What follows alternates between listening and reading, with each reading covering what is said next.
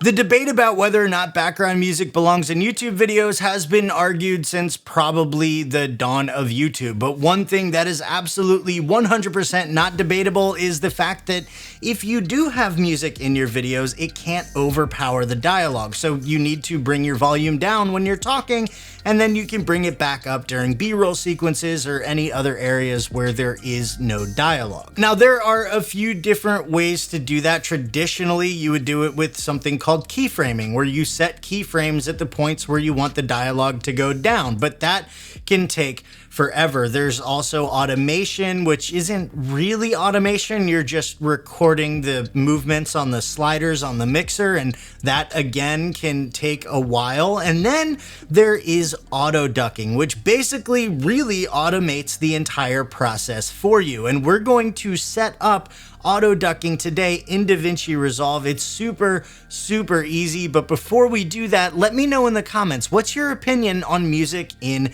videos? Do you like it, not like it? Do you just not really care?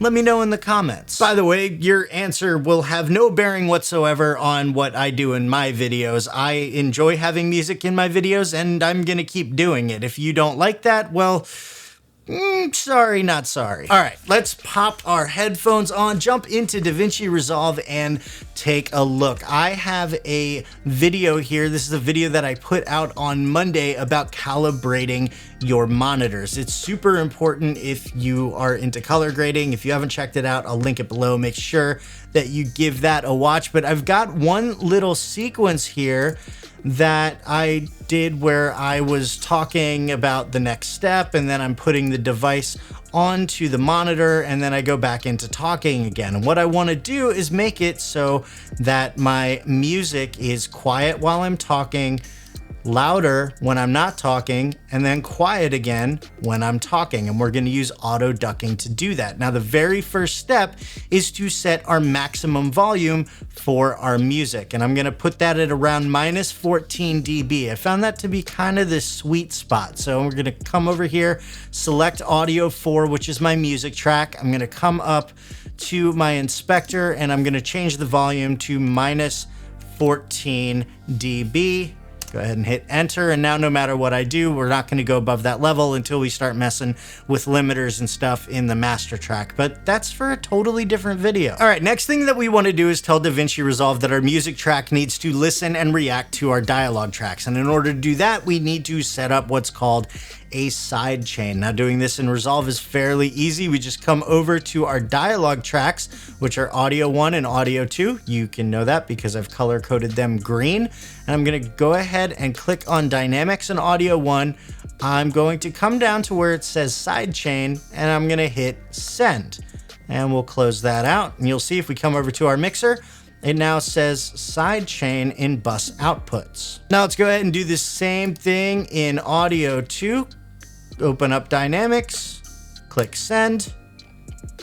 Done there. And then we're going to come over to Audio 4, which is our music track, and we're going to open up Dynamics, and we're going to come to where it says Sidechain, and we're going to click Listen, and then we're going to activate our compressor. And now what we've done is we've set it up so that our music track is listening and reacting to our dialogue tracks. Now let's dive into the compressor a little bit and explain what each one of these controls does in respect to side chaining and auto ducking, because it's a little bit different than if you are using it just as a compressor. So threshold, typically in a regular compressor setting, what the threshold would do is tell the compressor to kick on whenever we reach above a certain volume. So right now it's set at minus 15 dB. But in a sidechain scenario, what we're doing is we're telling the compressor to lower the volume of the music to a certain point once it detects that dialogue signal. So what we're going to do actually here,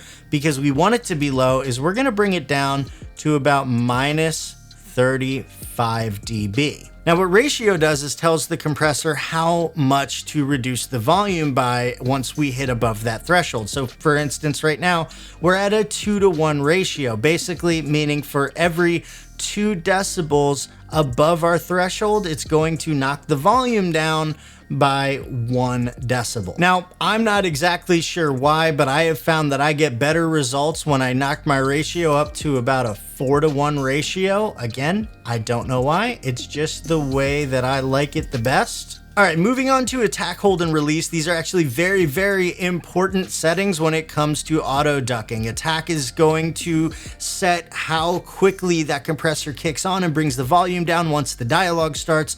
Hold is going to control how long it holds that compressed volume, and then release is how quickly does it release that compressor and let the audio go back up once the dialogue goes away. Now, I typically like keeping my attack at about 1.5. Some people like bringing it all the way down and having it go down like almost right away, but I like it being just a little bit more gradual. Hold, we definitely want to crank up a little bit because we want it to, well, we want it to hold while we're taking a breath. That's the simplest way that I could put it. As it stands right now, we're holding for 0 milliseconds, which means every time I take a breath, that volume's gonna kick back up really quickly and you're gonna get really choppy music. So I have found right around between 1,000 and 2,000 milliseconds is the sweet spot. So we're just gonna stick it at 1,000 right now.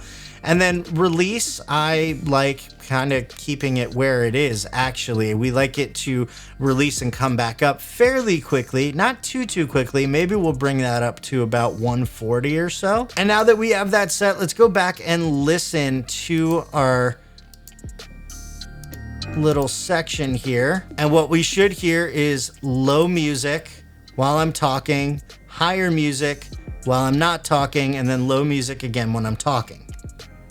Me to put the device on, so I'm gonna go ahead and open it up, and you can see you've got your little sensor right there, and all we have to do is place this on the screen. So let's go ahead and do that now.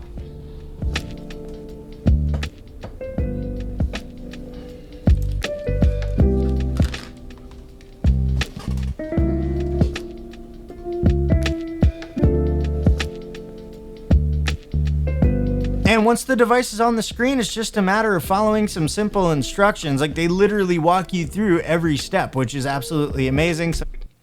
So that was pretty good. My only issue is I made a little bit of noise right around here where these keyframes are. Let me zoom in on my timeline. I just made a little bit of noise, and when that happened, the compressor kicked in. So what I want to do is actually crank that hold up a little bit. And I'm going to bring up my release, and that'll slow down the release, hopefully enough that it won't kick on when I make that noise. Let's go ahead and just listen to the louder part and see what happens.